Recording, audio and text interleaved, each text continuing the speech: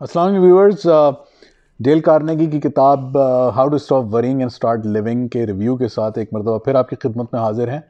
और एक मरतबा फिर बहुत बड़ा गैप बीच में आ गया, कई महीने बीच में से गुजर गए और हम अगला चैप्टर आपकी खिदमत में नहीं ला सके।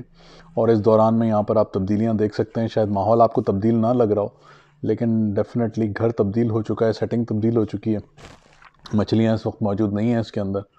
और मेरे सर पे जो लंबे लंबे बाल आपको पिछली मरतबा नज़र आ रहे थे वो भी नहीं है इस वक्त, वो भी उड़ गए। तो बहुत सारी तब्दीलियों के साथ आपकी खिदमत में एक मरतबा फिर हाजिर हैं। आज हम अपना चैप्टर नंबर 3 जो है वो इसका रिव्यू करेंगे। तो चैप्टर नंबर 3 जो है वो है what worry do to you.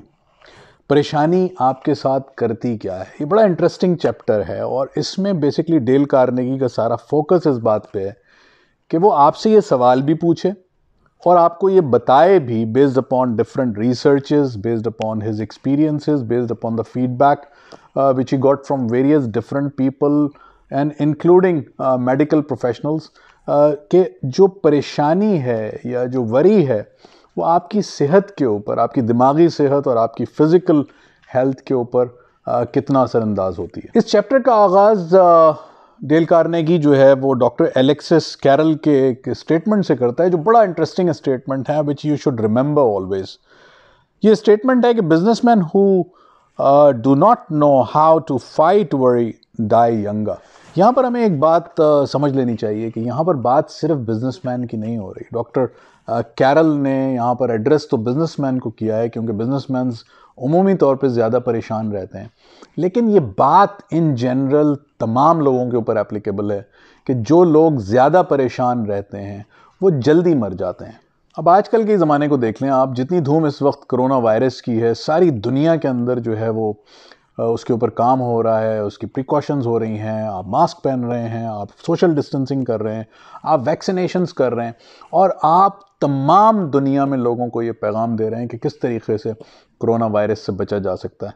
और इतनी एफर्ट आप उसके ऊपर लगा रहे हैं और उसके ऊपर इतनी इन्वेस्टमेंट कर रहे हैं, billions and trillions of dollars की उसके ऊपर इन्वेस्टमेंट हो रही है, और आप ये चाह रहे हैं कि वो जो कोरोना वायरस की वजह से लोग मर रहे हैं, उनकी जो हेल्थ इफेक्ट हो रही है, उसको प्रोटेक्ट किया जाए। लेकिन क्या हम इसकी आधी रकम भी, या आधी की आधी रकम भी कभी मेंटल इलनेसेस के ऊपर या उस अवेयरनेस के ऊपर खर्च करेंगे जो मेंटल इलनेसेस की वजह से हमें हो रही है।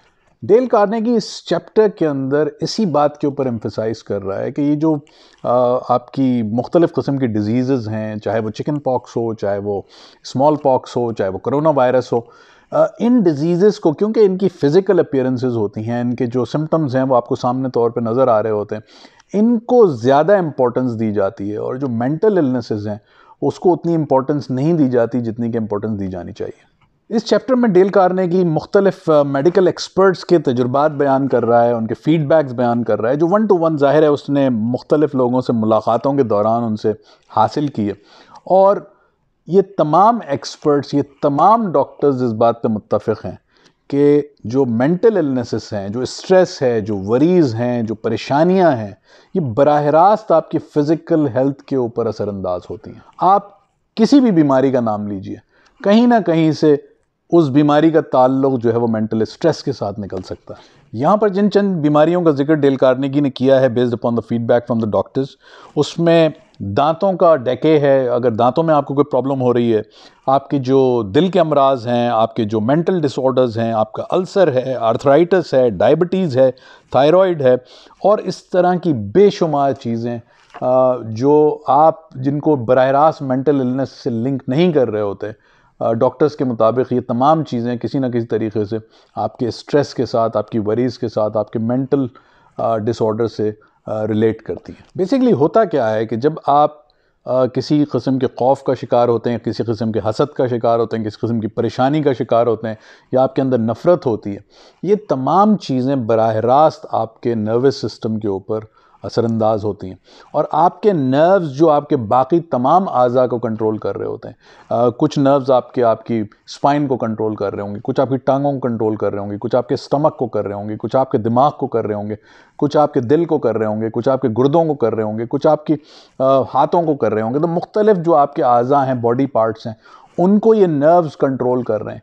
तो जब आपकी जो स्ट्रेस है, आपका जो परेशानी है, वो आपके नर्वस सिस्टम के ऊपर हमलावर होती है, तो वो बराह रास्त आपके इन आज़ा को भी असरअंदाज कर सकती है। इस चैप्टर को पढ़ते पढ़ते मुझे ख्याल ये आया कि आज के ज़माने में हमारे डॉक्टर्स के पास इतना टाइम ही नहीं होता कि अगर आप किसी परेशानी के साथ, किसी बीमारी के साथ, किसी फिज़िकल इलनेस के साथ उसके पास जाएं, तो वो उसका रूट कॉज तलाश कर सके, वो स्ट्रेस तलाश कर सके जिसकी वजह से वो बीमारी क्रिएट हो रही है। मिसाल के तौर पे आपको अल्सर होता है, आप जाते हैं डॉक्टर के पास और आप उसको बताते हैं, वो आपके टेस्ट करता है और ये डिटेक्ट हो जाता है कि आपको अल्सर है, तो वो आपका अल्सर का ट्रीटमेंट शुरू कर देता है। वो ये नहीं देखता कि मेंटली आप कहाँ पर स्ट्रेसफुल हैं और कहाँ से वो स्ट्रेस आपकी वरी में कन्वर्ट हो रहा है और कहाँ से वो वरी जो है वो आपके मेंटल डिसऑर्डर का रीज़न बन रही है और कहाँ से वो मेंटल डिसऑर्डर जो है वो कन्वर्ट हो रहा है उस अल्सर के अंदर। इसी तरीके से आप आर्थराइटिस का शिकार होते हैं, आप डॉक्टर के पास जाते हैं, डॉक्टर आपको आर्थराइटिस की मेडिसिन शुरू करवा देता है, लेकिन उसके पास इतना वक्त नहीं है कि वो इसको फर्दर इन्वेस्टिगेट कर सके कि ये आर्थराइटिस आपका जो है वो ट्रिगर किस वजह से हुआ है, वो कौन से रीजंस हैं जिनकी वजह से ये आर्थराइटिस आपको हुआ है। आप दांतों की बीमारियों की वजह से डॉक्टर के पास जाते हैं, डॉक्टर आपके दांतों का ट्रीटमेंट शुरू कर देता है, लेकिन उसके पास इतना वक्त नहीं है कि वो इसको फर्दर इन्वेस्टिगेट कर सके कि कहीं ऐसा तो नहीं है कि आपकी जो परेशानियां हैं, आपकी जो वरीज़ हैं, आपकी जो फियर्स हैं, वो आपकी दांतों की बीमारियों का रीज़न बन रहे हैं।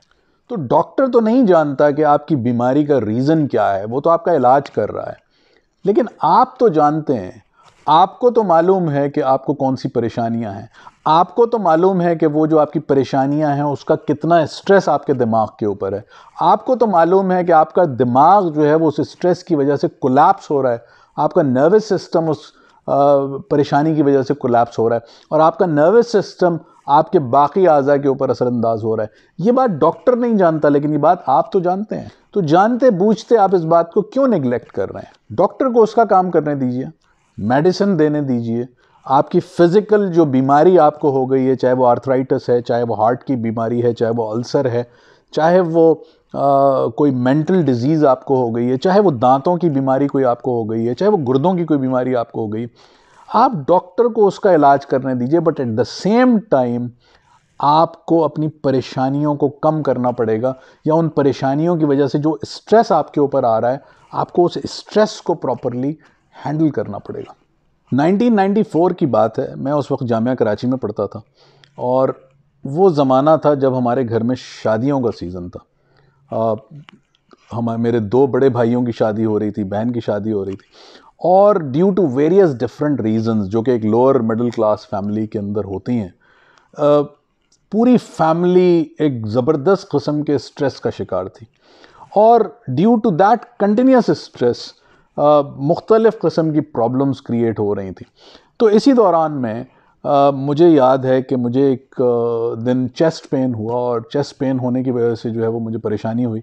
तो मैं करीबी एक डॉक्टर होते थे हार्ट के, डॉक्टर निहाल, मैं उन डॉक्टर साहब के पास गया और उन डॉक्टर साहब ने मेरा ईसीजी किया और बाकी चेकअप किया और ईसीजी वाज नॉट करेक्ट।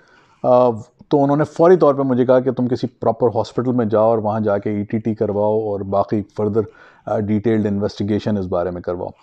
तो उसके बाद फिर एक और अपॉइंटमेंट ली गई एक हार्ट स्पेशलिस्ट के साथ और उन्होंने ईटीटी किया और बाकी ब्लड टेस्ट किए। तो ईसीजी की रिपोर्ट जो कि डॉक्टर निहाल के पास पहले आई थी वो तो सही नहीं थी और उसी की बेसिस के ऊपर जो मेडिकल स्पेशलिस्ट थे, हार्ट स्पेशलिस्ट थे, उन्होंने मेरा ईटीटी भी किया था। लेकिन ईटीटी की रिपोर्ट मेरी बिल्कुल फर्स्ट क्लास आई, ठीक आई। तो डॉक्टर जो हार्ट स्पेशलिस्ट थे उन्होंने कहा कि ETT is the final test, अगर ये ठीक आ रहा है इसका मतलब है कि आपको हार्ट का कोई मसला नहीं है। तो उसके बाद उन्होंने मुझे रेफ़र किया कि आप किसी न्यूरो के डॉक्टर से कंसल्ट करें। तो कराची में नाज़माबाद नंबर 7 के ऊपर न्यूरो के एक बहुत मशहूर डॉक्टर होते थे, डॉक्टर अख्तर। मैं बड़ी मुश्किल से मैंने उनकी अपॉइंटमेंट ली, महीनों तक उनके पास डेट्स नहीं थी, बहुत मुश्किल से किसी तरीके से करके कोई रेफरेंसेस यूज़ करके डेट उनसे ली गई और मैंने जाके उनसे कंसल्ट किया। तो ऑलमोस्ट कोई घंटा 1.5 घंटा उनसे बात करके और जो उन्होंने डिस्कशन किया, जो सवालात पूछे और बाकी सारी चीज़ें हुई, without any test, without any blood test और एनीथिंग, उन्होंने जो मुझे डायग्नोस किया, उन्होंने कहा कि ये आपको एंजाइटी है, आप मेंटल प्रेशर का शिकार हैं, आप मेंटल स्ट्रेस का शिकार हैं, और उस कंटिन्यूस मेंटल स्ट्रेस की वजह से आपके जो नर्व्स हैं वो डैमेज हो रहे हैं।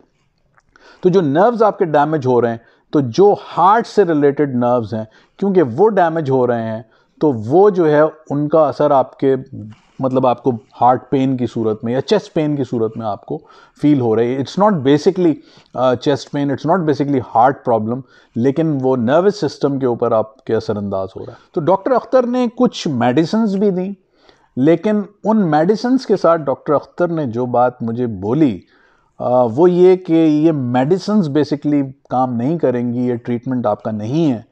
इस बीमारी का, इस प्रॉब्लम का एक्चुअल ट्रीटमेंट आपके अपने हाथ में है।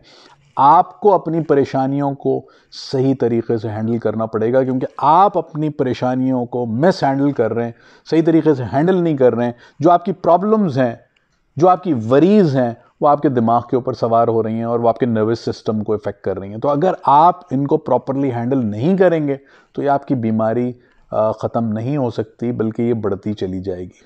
तो आज ये डेल कार्नेगी का ये चैप्टर पढ़ते हुए मुझे 94 का ये तमाम वाक़या दोबारा से एक मरतबा जहन में आ गया, और मुझे डॉक्टर कैरल की वो बात भी जहन में आ गई कि जो बिजनेसमैन अपनी परेशानियों को सही तरीके से हैंडल नहीं करते, वो दे डाई यंग। तो बात ये नहीं है कि परेशानी है या परेशानी नहीं है, बात ये भी नहीं है कि आपकी परेशानी छोटी है या परेशानी बड़ी है। बात यह है कि उस परेशानी को आप हैंडल कैसे करते हैं। चाहे परेशानी छोटी सी हो और आप उसको हैंडल सही तरीके से ना कर सकते हो, वो आपकी हेल्थ के ऊपर असरअंदाज होगी। चाहे परेशानी बहुत बड़ी हो लेकिन आपको उसको हैंडल करना आता हो, तो वो डेफिनेटली आपकी हेल्थ के ऊपर असरअंदाज नहीं हो। चैप्टर के एंड में डेल कार्नेगी ने 3 रूल्स रिमाइंड करवाएं, जो कि जाहिर है कि पिछले चैप्टर्स में हम ऑलरेडी डिस्कस कर चुके हैं, चैप्टर 1 और 2 के अंदर। यहाँ पर उसने उनको रिमाइंड करवाया है आपको। रूल नंबर 1 ये है कि अगर आपको परेशानी है और आप उस परेशानी को दूर करना चाहते हैं, उस परेशानी को प्रॉपरली हैंडल करना चाहते हैं, तो पहला रूल जो कि हम पहले ही डिस्कस कर चुके हैं कि डे टाइट कंपार्टमेंट्स में जीना सीखिए। अपने गुजरे हुए कल की रिग्रेट्स को उठाकर फेंक दीजिए बाहर, और अपने आने वाले कल की परेशानियों को अंदर ना आने दीजिए, क्योंकि ये गुजरे हुए कल की रिग्रेट्स और आने वाले कल की परेशानियां ये इंसान को खा जाती। रूल नंबर 2 अगेन, जो कि कैरियर का फॉर्मूला था कि परेशानियों को हैंडल कैसे किया जाए, वो रूल नंबर 2 के तौर पे बयान किया गया कि कैरियर ये कहता था कि अगर आपके पास कोई बड़ी से बड़ी परेशानी है, तो नंबर 1 आप उस परेशानी को एक्सेप्ट करें, रियलाइज करें और उसको एक्चुअलाइज करें। उसको जो है वो इल्यूजन समझ के डिनाई करने की कोशिश ना करें, बल्कि उसको फ्रंट से फेस करें, बड़ी से बड़ी परेशानी को, उसका जो वर्स्ट आउटकम है उसके बारे में सोचें और उस वर्स्ट आउटकम को डाइजेस्ट करें। कुछ भी हो सकता है वर्स्ट आउटकम। वर्स्ट आउटकम ये भी हो सकता है कि आप कितना पैसा लूज कर देंगे। वर्स्ट आउटकम ये भी हो सकता है कि आप जॉब लूज कर देंगे।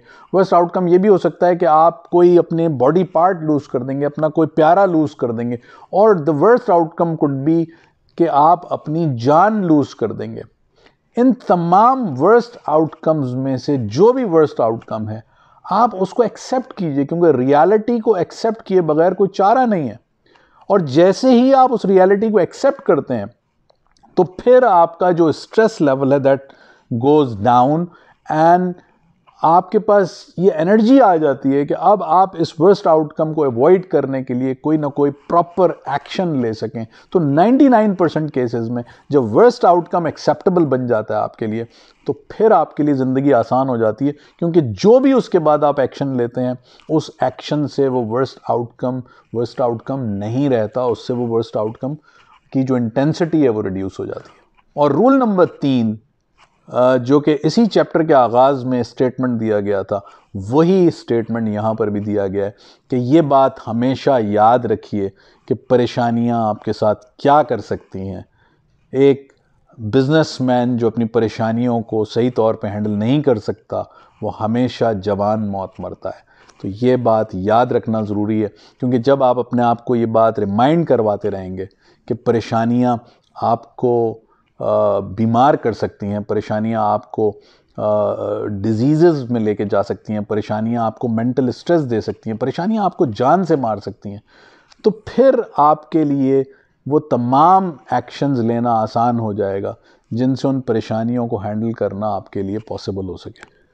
इस एपिसोड के आखिर में 1994 में मैंने एक नज़म लिखी थी, एंजाइटी, वो आपकी खिदमत में पेश कर रहा हूँ। क्योंकि सब्जेक्ट से रिलेटेड है तो शायद आपको सब्जेक्ट को समझने में भी थोड़ी सी आसानी हो। कह रहा था मुझसे कल मेरा तबीब, है मरज़ एंजाइटी का आपको, उसका बोसा लेके यूँ मैंने कहा, खुश रखे मौला तेरे माँ बाप को। क्या मरज़ अंग्रेज़ी बतलाया मुझे, खुश रहा करने को जतलाया मुझे, कुछ दवाएं साथ देकर ये कहा, 800 रुपये का बिल मेरा हुआ। राजदारी से बताई ये भी बात, मेरी बीमारी है मेरे अपने हाथ। मुझसे फिर बोला गमों को भूल जाओ, तुम सदा हंसते रहो और मुस्कुराओ। गम को अपने पास तक आने ना दो, फिक्र को दिल में जगह पाने ना दो। भूल जाओ अपनी सारी मुश्किलें, याद रखो सिर्फ अच्छी सूरतें। जो तुम्हारे मन को भाए वो करो, अब किसी के सामने ना तुम डरो। कोई मरता है तो मरने दो उसे, कोई डरता है तो डरने दो उसे। भूख से और प्यास से डरना नहीं, नौकरी की फिक्र अब करना नहीं। गर हो भटके सहरे बेआब में, फ़र्ज़ कर लेना अभी हो ख्वाब में। कोई तुमको फेंक दे गर आग में, फ़र्ज़ करना ये लिखा था भाग में। फ़र्ज़ पर तुम फ़र्ज़ अब करते रहो, यानी अपने ज़ख्म तुम भरते रहो। हाँ हमारी फ़ीस का रखना ख्याल, आजकल अच्छे नहीं कुछ अपने हाल।